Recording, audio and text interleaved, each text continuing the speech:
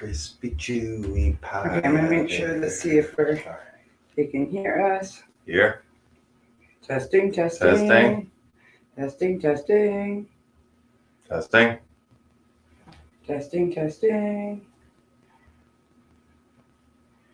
Oh, Mickey, you're so fun. You blow my mind. Hey, Mickey.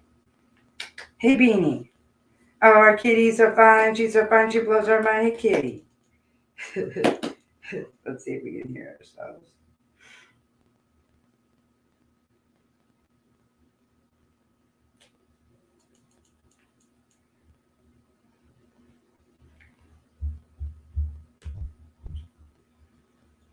Okay, we're on. Okay. Hello. I'm Megan. I'm Matt. And you're watching The Night Owl. So hello, guys. We've been on a little bit of a hiatus. Here we are. Again, with my music career, just trying to go to parties or network. And then we had Matt out of town and I had family stuff. So there's a lot going on. But we're back. It's Saturday night. We hope you guys have a snack. We hope you guys are inside safe. And wherever you are and you're with people, hug them tight, hold them tight. You never know when you'll see them again. So on that dark note, hello guys, we're happy to see you guys. Yeah. We're the Night Owl Chicago, an all-inclusive podcast that talks about music, art, and life, and everything in between. So Matthew's going to go first, but my stories are involved is music and life. So those are my topics. So Matthew, what are your topics fit in today?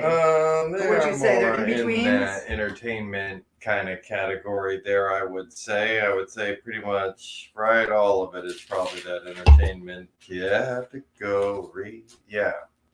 All right, go ahead. I'm going to fix the camera. You can go ahead. Okay. Well, I thought this one was both of ours, right? I mean, didn't you? You're the one that brought it up, and then I kind of even looked at it too. But are we ready for Beetlejuice 2? I am. I'm definitely ready for it. So if you're not aware of this, right, you're the one that mentioned this. Brad Pitt, by the way, has a production company. I don't know if anybody knew that. Hey, by the way, Brad Pitt has a production company. Called Plan B, which is like the worst. It's the worst. I don't know. It's I don't like that name. I don't know why he didn't call it. He called it Pitt Productions or something cool, you know? Why couldn't you called it? Yes. Why couldn't you called it like Cool Pitt Productions, Apple Pitt Productions, Peach Pitt Productions? Yes. I don't know. Something cool. Yes, Peach Pitt Productions, Triple P. Yeah. I mean, I don't know. Not Plan B, dude. Not Plan B. But anyway, apparently this production company has purchased the right to the script or picked up something to make Beetlejuice 2. And yes, apparently they have signed on one Michael Keaton and Winona Ryder. So if no one is familiar with this movie, if you'll remember, it's based on a character called Beetlejuice. And Beetlejuice is probably not spelled the way you think it is. Michael Keaton plays the main character. But also, they only have 2 cast members, which I told Matthew when they're in production means that they either didn't finish the script, they didn't finish casting, or they've had some issues with the script or production. Maybe someone left out, or they skipped and they didn't come back to work. In production means still being in production. Because if you look it up online, remember I thought it was fake because I saw the poster and I was like, that looks fake. But I looked it up online and it really is going to come out. And I think if they finish it by summer, it might be a summer movie, which would be great because I don't think I've ever seen any bad Tim Burton movie. What I told Matthew is I would love if Helena Bonham Carter was in it, just like a supporting role. Well, that's because what we now were talking Lydia's supposed to be older, right? What are they gonna? Are the ghosts still going to be in there? If you are there going to be new ghosts? Winona Ryder back. Yeah. So then you're bringing Lydia. So obviously then, you're not bringing teenage Lydia along. This is going to be, Lydia, who is probably, I don't know. And then you remember there was a crazy underworld. There was also, if some of you can remember, there was the cartoon Beetlejuice. So that's what I kind of wonder is if they're not going to completely just skip pretty much all the other characters that were in the movie, even though they're calling it Beetlejuice 2, and maybe just kind of make the second movie kind of based on a little bit more. I'll put the link in the Of description the so you guys cartoon can see. and some more of those kind of characters in the netherworld versus more of reality in the real world. So here, as I'm looking, it says Parade has an article about the release date. So while you're talking, Matthew, I'm going to look up the release date and see when. I thought it was the summer. You know, I just remember Beetlejuice. I just remember because partly as a kid, I mean, it was right in my wheelhouse, you know, as far as loving movies and acting was Michael Keaton. I mean, who didn't love Michael Keaton at that time? There was Alec Baldwin. I mean, Alec Baldwin was great.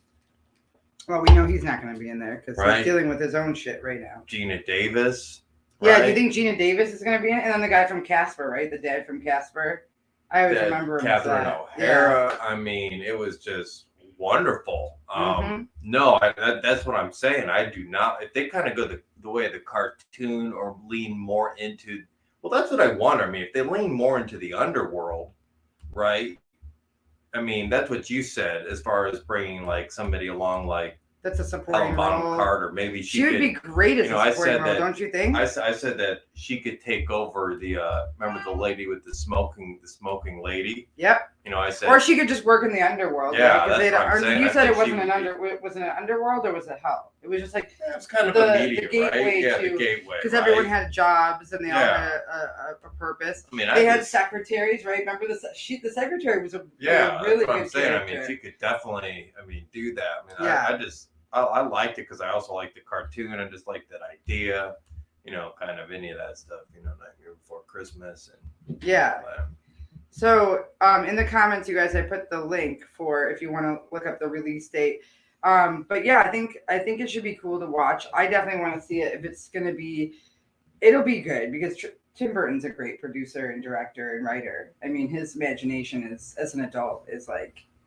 And the first movie already, with far as what they were able to do, you know, the miniature world and the sandworm and the things sandworm like was that. Actually pretty scary. Yeah, a lot of that was claymation, right? Yeah, I mean the things they did in that were the head shrinking at the end, like very cool. The numbers, it's just so well written. It's very witty, and it's where I kind of see. I have many theories about what the afterlife would be like, and I'm not a religious person. I'm more spiritual, so I think that there are different realms that you go to. I believe in reincarnation, but I think that that's like a great way to learn about death and learn about the underworld and like where you go when you die. There's still rules. There's still a handbook. Trashy critters, even in the underworld. But they had a handbook. How to deal when you're dead. Like, what do you do? What are the steps that you take? Well, I mean, but that was a totally different part of it, and then just that you could when she was learning how to do scary faces, like she couldn't do it. I feel like you and I, like you would know immediately how to do it, and I would be like, how do you do it? I don't know how. Like, how do you make yourself look scary? You just have to let go and kind of imagine like a hideous creature, and then you become the hideous creature. And I love obviously Catherine O'Hara. You said Catherine O'Hara, right? I like that she was very macabre and very like made ugly art, but she like loved her art. It was like her baby. She loved it more than oxygen. She loved it more than her family. Like she didn't give a shit about what people. She did. She cared a lot about what people thought, but I think she was also a trendsetter because weren't they supposed to be from the big city? Yes. And then did they say what town? It was in a real town, or was it? You know, I guess I have to go back and look at that. I don't. Because everyone knew each other, right? So they were the weird family. Yes, there was a weird family. And they were living in a murder house. You know, moved out there to that kind of weird house. And no one told them. Even everyone knew it was like that's Lydia the murder house. Was goth before there was goth, maybe. She was emo. She was emo, and she was probably like a witch too. Yeah. You know, but she was a good witch. Like she didn't do blood sacrifices or anything, but she loved.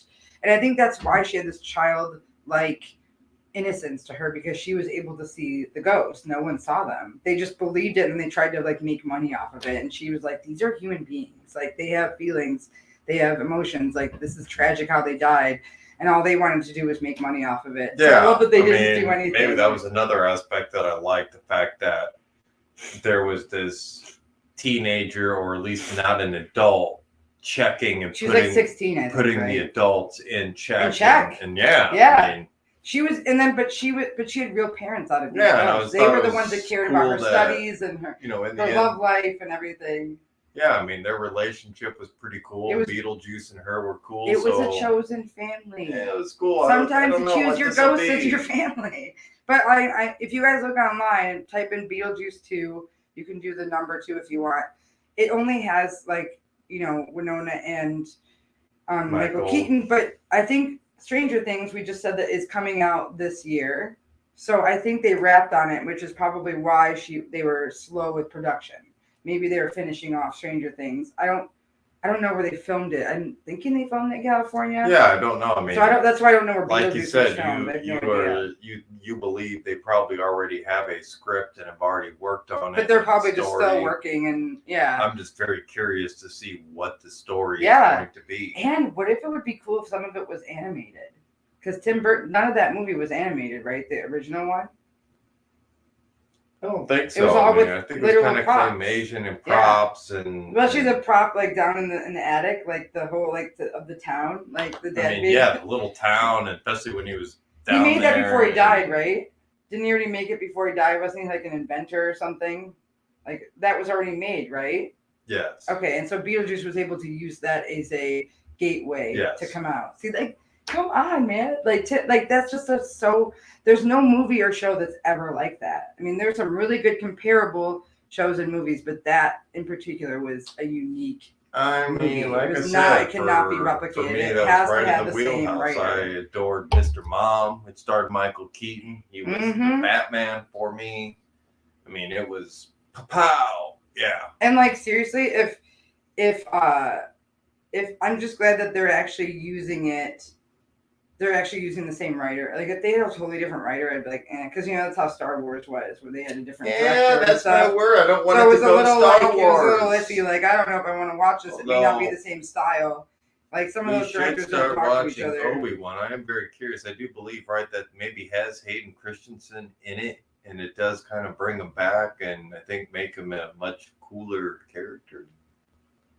Oh, I think so. That's kind of what the word on the street is, maybe, but we'll check that out later. So, do I keep going? You want to bounce back and forth? Do you have something? I wanted to just quickly talk about mask mandates in the city. So, if you guys aren't from Chicago, you don't need to worry as much about what I'm going to talk about. But this is more for Illinois and Chicago residents, or if you're working in Illinois or Chicago or driving through. This is from CBS News Chicago. And I'll put the link in here because there's also a video about it. It says Illinois and Chicago mask and vaccine mandates have been lifted. So here's what you need to know. The mandate was lifted as of midnight, and this was, I think, last month. So since February 29th, it's been lifted. So Chicagoans will need to keep masks and vaccine cards on hand because while it's not a rule, Chicago businesses can still make the choice to keep them. Gyms, entertainment venues, stores, and restaurants are free to make the choice. You will need a mask in public, on public transit, and areas like hospitals and nursing homes. Protocol in schools may look similar, even though, because now like kids are getting vaccinated. Yeah. And I actually heard that a side note that the vaccine for kids has been successful. There's been no like hiccups or anything because people haven't been. I think people were worried about kids getting sick or getting allergies from it. Even though the mask mandate has been lifted in Illinois and Cook County and Chicago, the rule is different depending on the school your child attends. So maybe charter schools are different than the public schools. And it says the key is to know what the policy is in your children's school. Masks are optional at Chicago Catholic schools. Okay.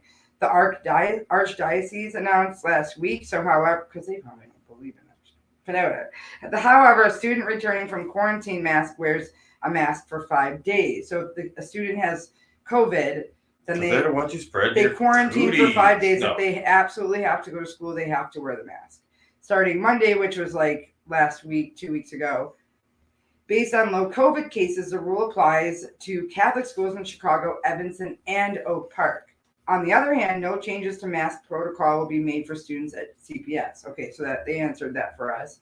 Students will still need to wear a mask in school, and CPS isn't part of an agreement between city officials CPS is a part of it. So it's part of agreement between city school officials and Chicago Teachers Union.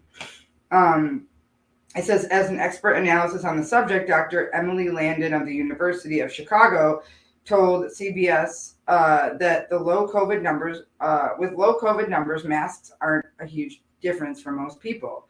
She said, being an immunocompromised person or someone who can't yet be vaccinated, it feels like you don't have a lot of protection. So that's why, for me, and when I wear one, I'm like protecting other people. Because like I wear it to protect me, but when we were wearing our masks, I'm like, I'm still protecting others. You know, Yes. It's not just about you. Yes. That's why when people were like getting all upset about wearing one, it's like, it's not about you. I mean, it is, but it's about other people too. It says the important thing to remember is that you do have the protection of low community cases. Landon also said that people will continue to wear masks for a number of reasons, and nobody should ever bully them for it. Now, I work part-time for Leaf Guard, and I do brand promoting, so I go to events and I wear masks. Now, for the auto show, and I think there was another event, they had assigned a waiver that we had to wear one. So like, and that we would show our COVID. I actually like sent them a photo of it.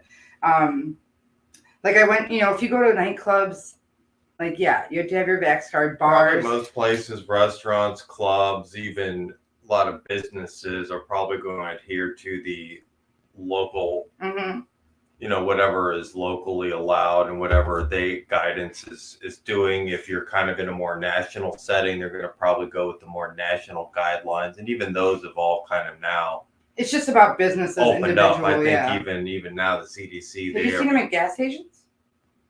The mask signs. Have you seen like mask signs at gas stations?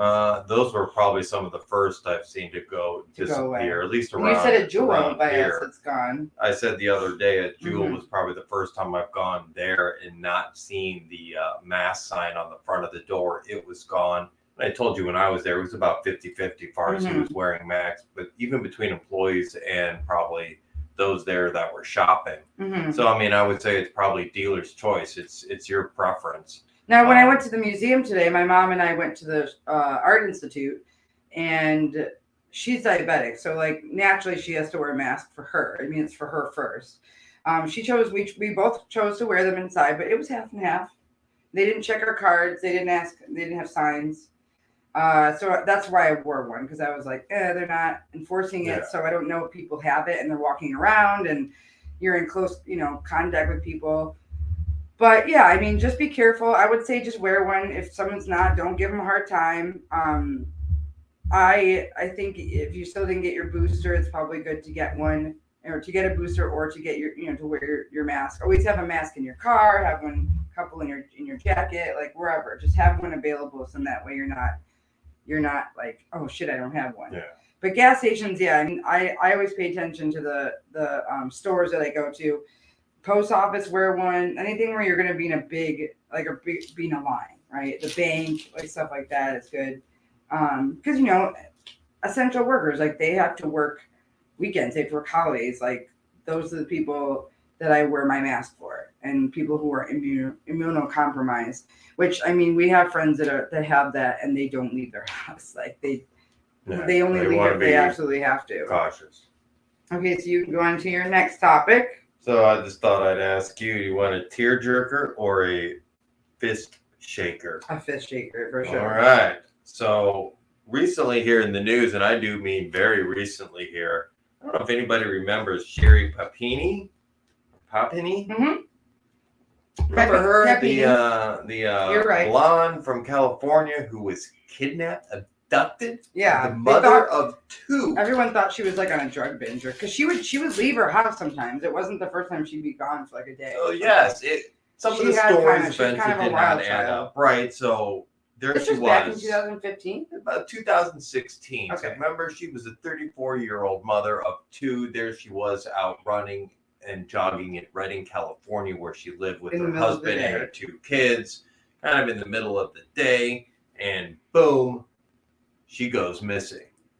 22 days later, she shows up. And she's all malnourished. About 150 miles, about 150 miles south of Redding, on some lonely, deserted highway about 4 a.m., Yeah, like you She was said. 150 miles away from home. Yeah.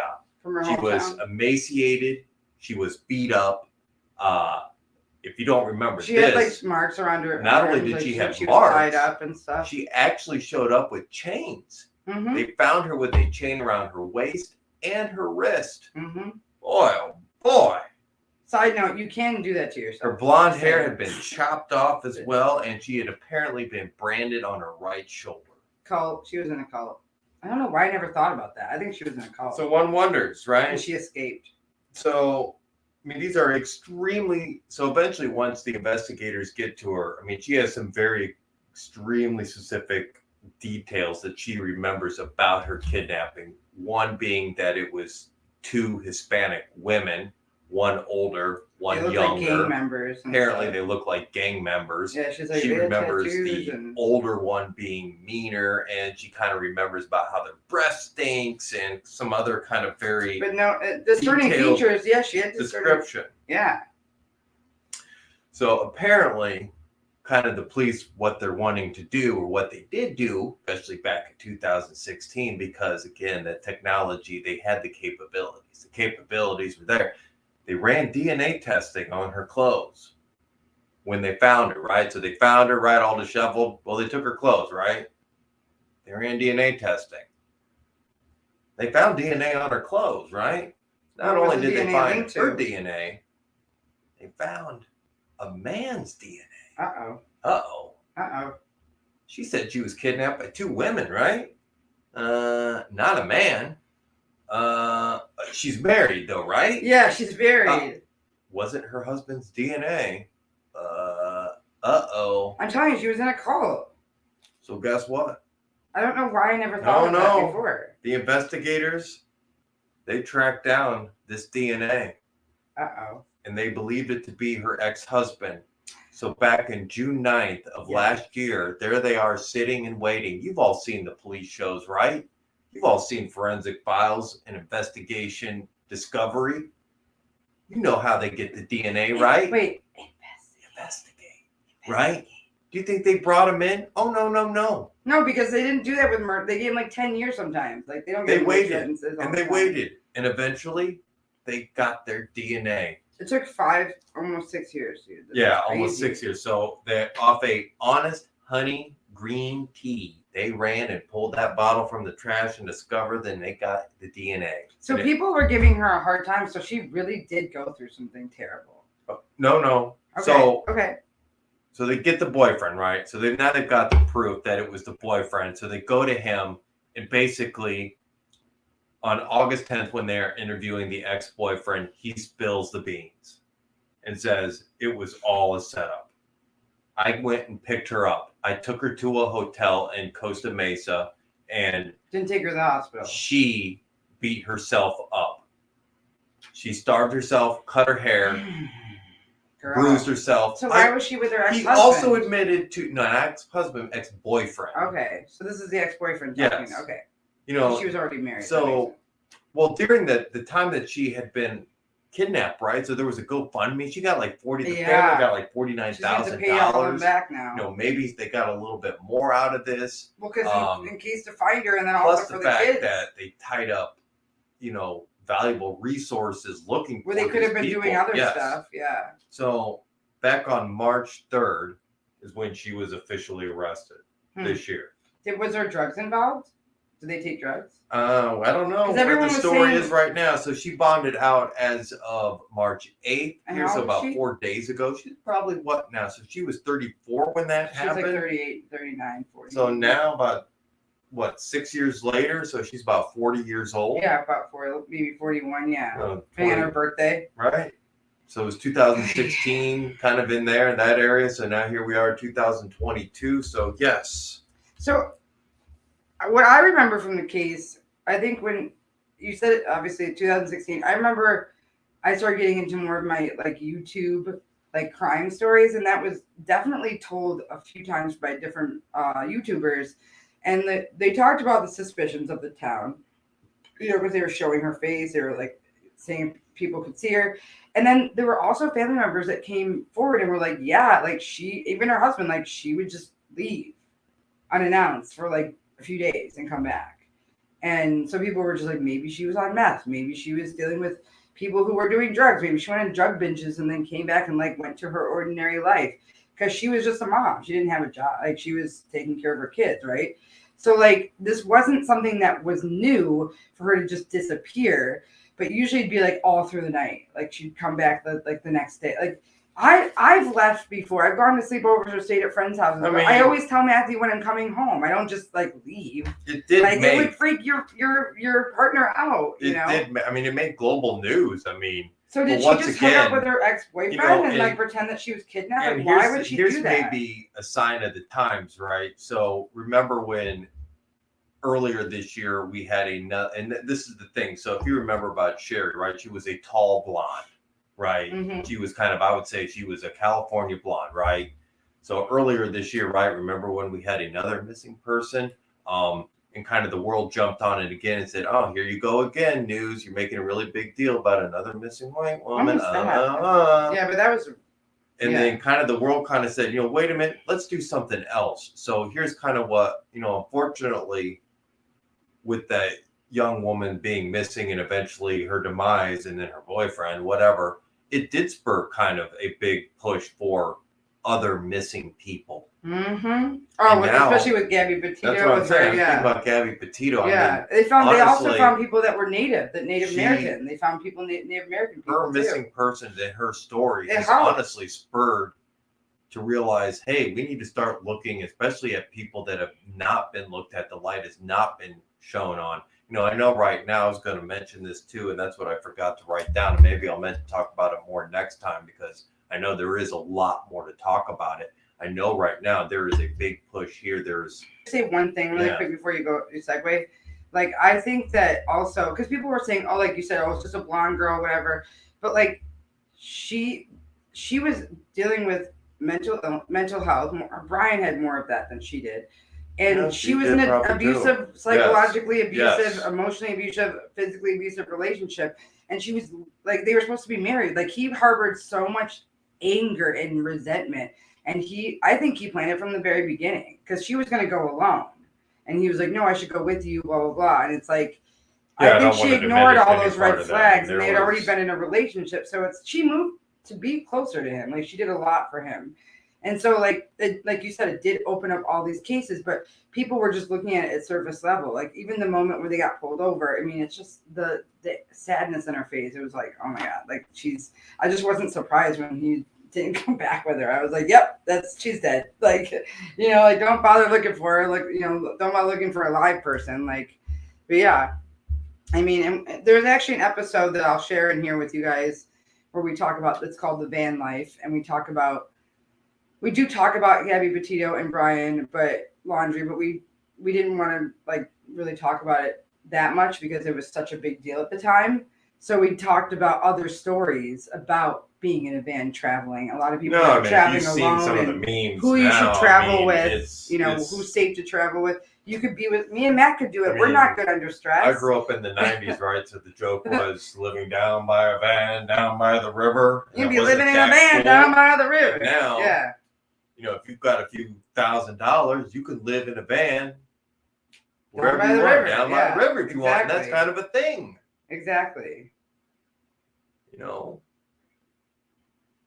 Oh, see, I'm gonna send this to myself.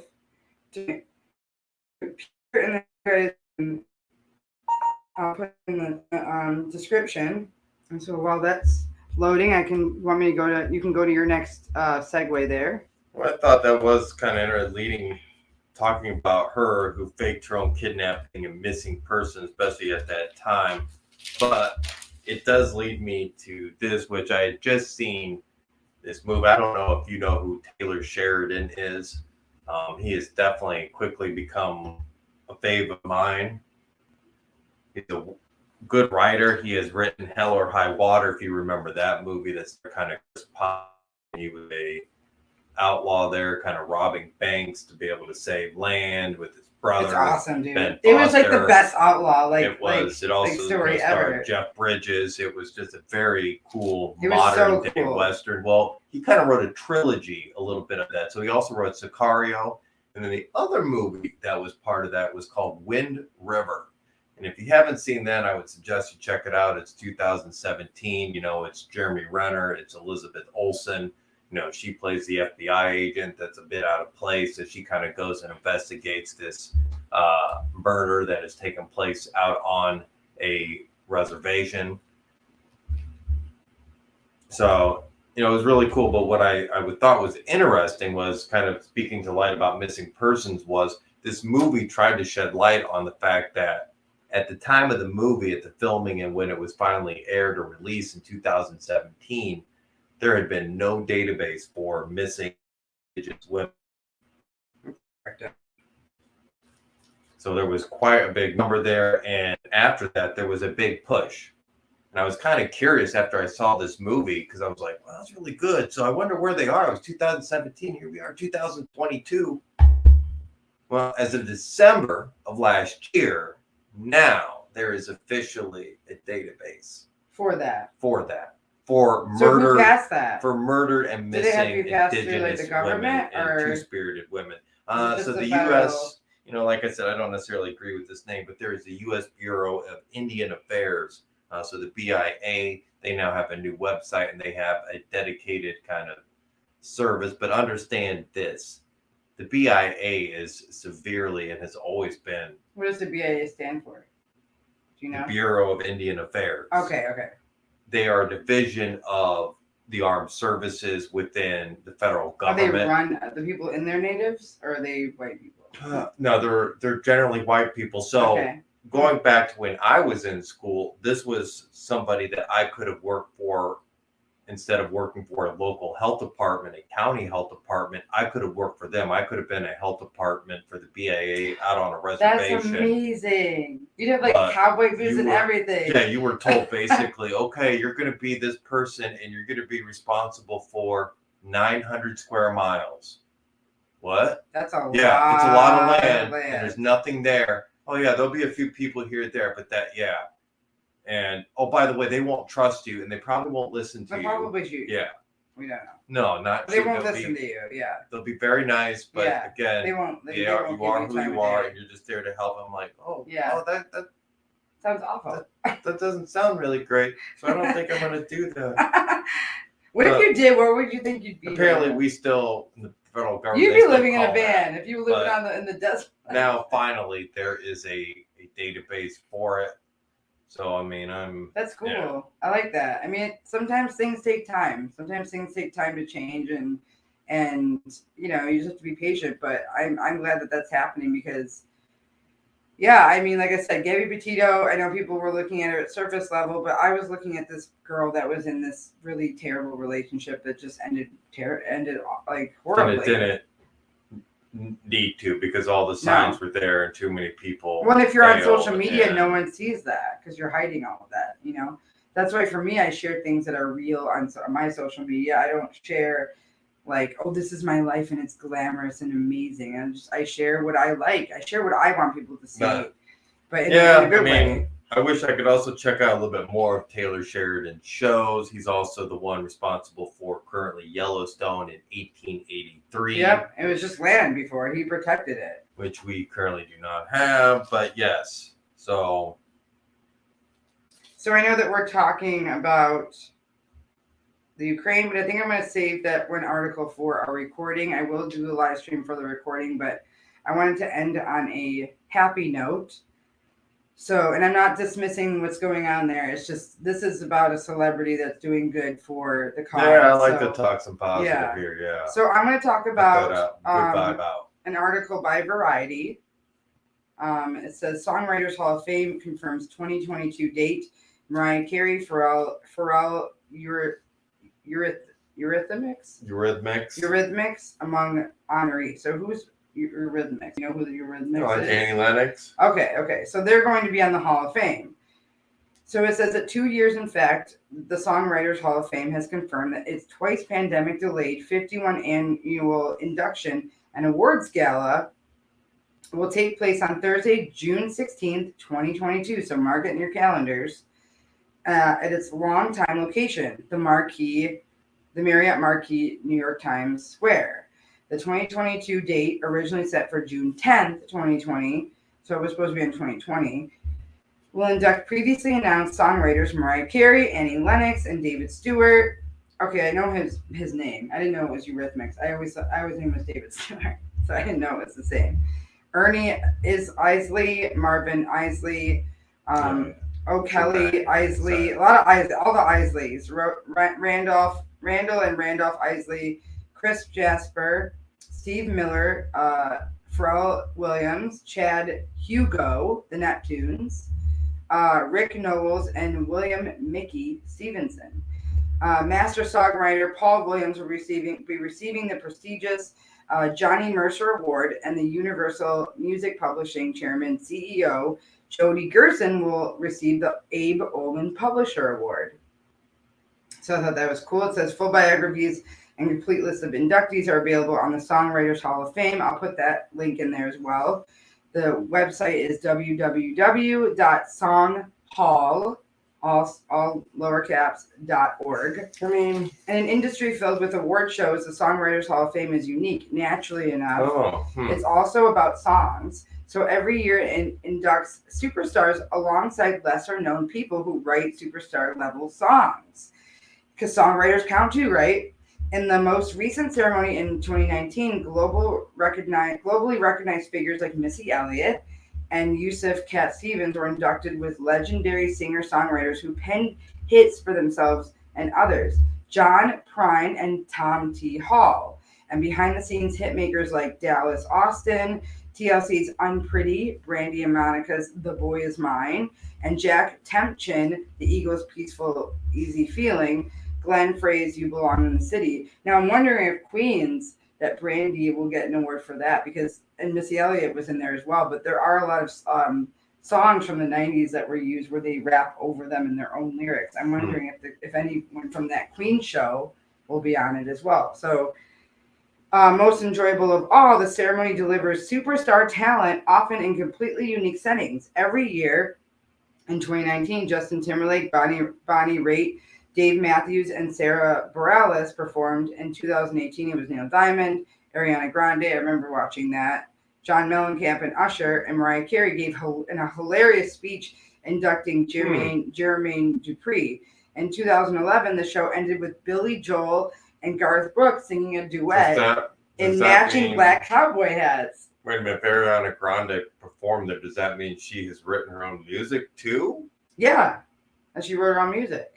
I love that. I don't remember the 2011 one, but I remember the 2018. I remember Ariana Grande. I don't think I realized that there was a music writer Hall of Fame. Well, it's still the Music Hall of Fame. It's just that it's included in. It's an umbrella for if you are involved in. That's why there's a lot of people that just write music and they don't sing anymore. I don't know. There's always been those that have written music. Matter of fact, Britney Spears said she might just start writing. There's always been anymore. That business. There's always been kind of the idea of a songwriter and a performer, and you can write songs for performers. So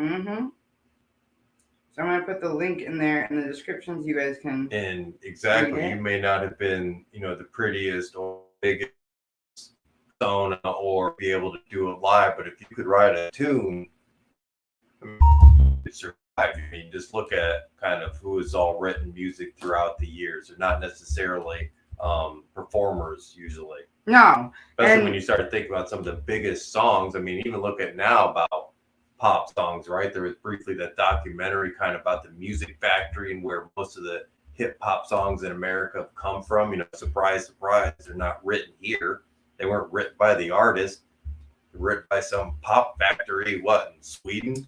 I think it was Sweden or Netherlands or somewhere. In the Scandinavian. I mean, Britney Spears, Backstreet Boys, Bjork, they did a lot of writing for. I was just talking to a friend about this, that they wrote those tunes that were very addictive and very catchy, and they were good with hooks, they were good with melodies, the stuff that brought you in, and also I think there was a lot of that, and I think that sometimes you need artists from other countries to inspire you, and they're working behind the scenes. I mean, if we hadn't seen that documentary, we probably would never have known. We just would have thought that they had that they were from America, that they were from here.